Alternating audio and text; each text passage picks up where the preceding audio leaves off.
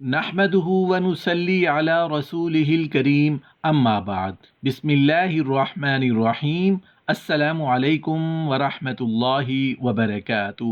چھپا کر صدقہ دینے کی فضیلت۔ چھپا کر صدقہ کرنا کیسا ہے؟ محترم ناظرین، صدقہ ایسے دینا چاہیے کہ دائیں ہاتھ سے صدقہ دیں تو بائیں ہاتھ کو خبر بھی نہ ہو، لیکن عموماً ہمارے معاشرے میں اب لوگ صدقہ دیتے ہیں تو سوچتے ہیں کہ باقاعدہ اس کی تشہیر ہونی چاہیے۔ اللہ کے رسول صلی اللہ علیہ وآلہ وسلم فرماتے ہیں، جو بری موت سے بچنا چاہتا ہے تو اس کو چاہیے کہ وہ دائیں ہاتھ سے صدقہ دے تو بائیں ہاتھ کو پتہ بھی نہ چلے۔ بتا کر صدقہ دیا جا سکتا ہے، اور اس نیت سے صدقہ دیتا ہے کہ مجھے دیکھ کر اور لوگ بھی صدقہ دیں گے تو اس کا ثواب بڑھ جاتا ہے۔ اب تو یہ ہمارے معاشرے میں بری عادت رواج پا چکی ہے کہ کسی کی مدد کرنی ہے تو فوٹو سیشن ہونا چاہیے، کسی کو آٹا راشن دے رہے ہیں تو فوٹو سیشن ہو رہا ہے۔ کیا سب کچھ صرف تشہیر کے لیے کر رہے ہیں؟ اللہ کے بندو، کچھ اپنے اور اللہ جل شانہ کے لیے تو کر لو۔ محترم ناظرین، چھپا کر صدقہ دینے، چھپا کر کسی کی مالی مدد کرنا، چھپا کر نیک کام کرنے سے کیا ملتا ہے؟ چھپا کر صدقہ دینے کے حوالے سے آپ کو آج کی اس ویڈیو میں ایک ایسا واقعہ سنائیں گے کہ آپ آئندہ ہمیشہ چھپا کر صدقہ دینے لگو گے۔ اس لیے اگر کوئی نیک کام کرنا ہو، کوئی صدقہ خیرات کرنا ہو تو ہمیشہ چھپا کر کیا کریں۔ چھپا کر صدقہ دینے کا فائدہ کیا ہوگا؟ ویڈیو میں بیان کیے گئے واقعہ کو سن کر آپ کو چھپا کر صدقہ دینے کی اہمیت کا اندازہ ہو جائے گا۔ محترم ناظرین، پہلے کہا جاتا تھا کہ نیکی کر دریا میں ڈال، اب یہ حال ہے کہ نیکی کر سوشل میڈیا پہ ڈال۔ صدقہ تو ایسی چیز ہے کہ ایک ہاتھ سے دیں دوسرے کو پتہ بھی نہ چلے۔ محترم ناظرین، اسلامی تعلیمات اور رسول اللہ صلی اللہ علیہ وآلہ وسلم کے مختلف ارشادات کی روشنی میں ہمیں پتہ چلتا ہے کہ آسمان سے بلائیں نازل ہوتی ہیں۔ یہ بلائیں اپنے ساتھ مختلف بیماریاں، مصیبتیں اور پریشانیاں لے کر آتی ہیں۔ کوئی بلا اپنے ساتھ بیماری لاتی ہے، کوئی حادثہ تو کوئی رزق کی تنگی، لیکن صدقہ کرنا ہمیں نہ صرف بلاؤں سے بچاتا ہے بلکہ غربت اور پریشانیوں سے بھی صدقے کی وجہ سے ہمارے رزق اور دولت میں اضافہ ہوتا ہے اور گھر میں برکت ہوتی ہے۔ اس کے علاوہ ہمیں یہ بھی پتہ چلتا ہے کہ صرف مال خرچ کر کے ہی صدقہ نہیں دیا جاتا، بلکہ اگر آپ کسی سے سلام کرنے میں پہل کرتے ہیں تو یہ بھی صدقہ ہے، پانی پلانا یہ بھی صدقہ ہے۔ اسی طرح صدقہ دینے کے بہت سارے طریقے ہیں، جیسے کہ دو آدمیوں کے درمیان صلح کروا دینا، کسی کو سواری پر چڑھنے میں مدد کر دینا، کسی کو اچھی بات بتانا، نماز کے لیے جو آپ قدم بڑھاتے ہیں یہ بھی صدقہ ہے، راستے سے رکاوٹیں اور پتھروں کو ہٹا دینا، دوسروں کو فائدہ پہنچانا، کسی کو دوا دینا، کسی کو پڑھانا یا کوئی چیز سکھانا، کسی کو اچھی بات بتانا، کسی کو مسکرا کر دیکھنا، کسی مصیبت میں پھنسے انسان کی مدد کرنا، وقت نکال کر اپنے ماں باپ کے ساتھ گزارنا، کسی کی طبیعت پوچھنا، بیمار کی عیادت کرنا، کسی پریشانی یا آزمائش پر صبر کرنا، نیکی کا حکم دینا اور برائی سے روکنا، کسی کو معاف کر دینا اس کے باوجود کہ آپ کے پاس اس کو سزا دینے کے اختیار ہو، یہاں تک کہ اپنی بیوی کو اپنے ہاتھوں سے کچھ کھلانا اور اس سے پیار و محبت کی باتیں کرنا بھی صدقہ ہے۔ نبی کریم صلی اللہ علیہ وسلم کا فرمان ہے کہ جو انسان صدقہ نہیں دیتا وہ کبھی بھی آگ سے آزادی نہیں پا سکتا۔ جس کام کا آغاز صدقہ دے کر کیا جاتا ہے اس کام میں برکت اور اللہ کی مدد شامل حال ہو جاتی ہے۔ محترم ناظرین، خاموشی سے کسی کی مدد کرنا سیکھو۔ چھپ کر اچھے کام کرنے سے اللہ راضی ہوتا ہے۔ جتنا چھپا کر دینے کا اجر ہے اتنا دکھا کر دینے کا اجر اور ثواب نہیں ہے۔ محترم ناظرین، ہر چھپی ہوئی چیز کی اہمیت زیادہ ہوتی ہے، چھپی ہوئی چیز یعنی شائع ہونے والی چیز کی اہمیت نہیں ہوتی۔ چھپا کر صدقہ دیا کرو، چھپا کر نیک کام کیا کرو۔ جو فرائض اور واجبات ہیں وہ علل اعلان ہونے چاہیے۔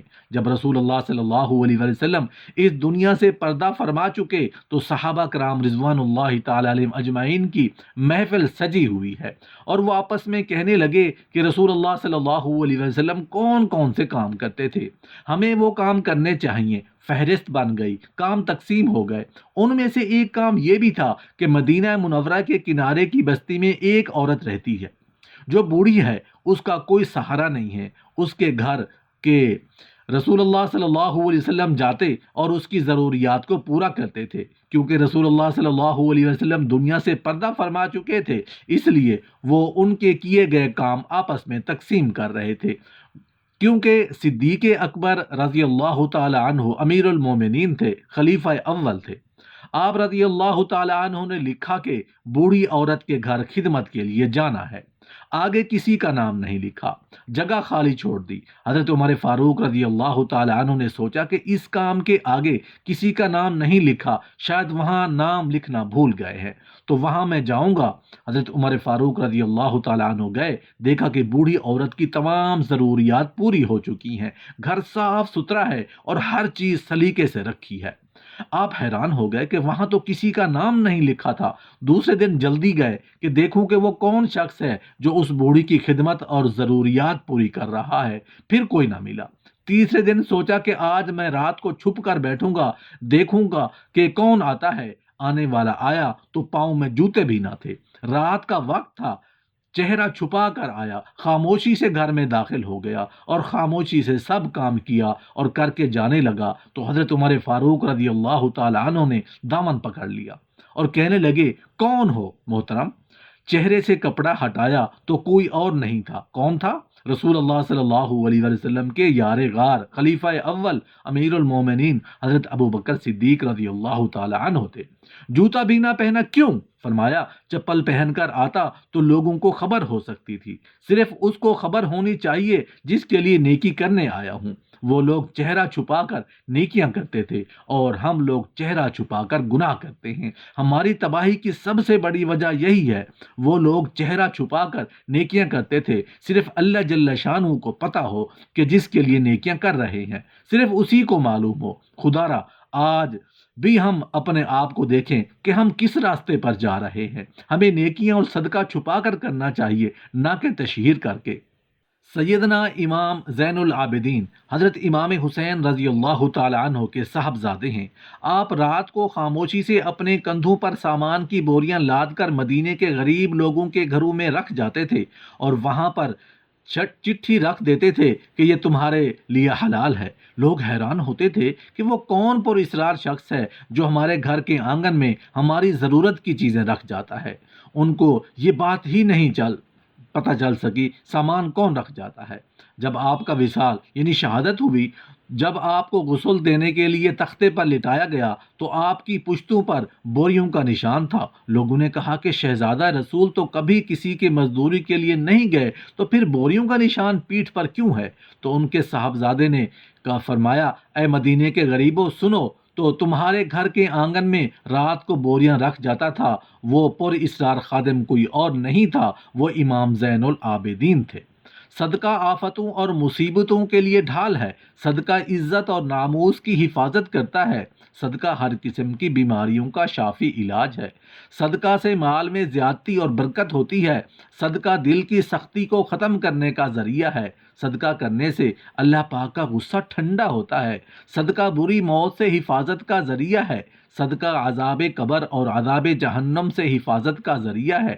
جب انسان اپنے ہاتھ سے کسی کو صدقہ دیتا ہے تو صدقہ اسے 5 جملے کہتا ہے: میں حقیر تھا، تو نے مجھے عظیم بنا لیا، میں فانی مال تھا، تو نے مجھے بقا دے دی، میں تیرا دشمن تھا، اب تو نے مجھے دوست بنا لیا، پہلے میں تیرے ہاتھ میں تھا، اب میں خدا کے ہاتھ میں ہوں، آج سے پہلے تو میری حفاظت کرتا تھا، اب میں تیری حفاظت کروں گا۔ حضرت امام جعفر صادق علیہ السلام فرماتے ہیں، صدقہ قرضے کو ادا کرتا ہے اور اپنے پیچھے برکت چھوڑتا ہے۔ جب بھی تم سے کوئی غلطی سرزد ہو جائے تو اس کے فوراً بعد صدقہ دیا کرو تاکہ تمہاری غلطی کا ازالہ ہو سکے۔ رسول اللہ صلی اللہ علیہ وسلم نے ارشاد فرمایا، قیامت کے دن لوگوں کے درمیان فیصلہ ہونے تک ہر شخص اپنے صدقہ کے سائے میں ہوگا۔ رسول اللہ صلی اللہ علیہ وآلہ وسلم نے ارشاد فرمایا، جس نے اپنی پاک کمائی سے ایک کھجور کے برابر صدقہ کیا تو اللہ پاک اس کو دائیں ہاتھ میں لے لیتا ہے، اور اللہ صرف پاک کمائی کو قبول کرتا ہے، پھر اس کو خیرات کرنے والے کے لیے پالتا رہتا ہے، جس طرح سے تم کوئی اپنے بچڑے کو پالتا ہے، یہاں تک کہ وہ خیرات پہاڑ کے برابر ہو جاتی ہے۔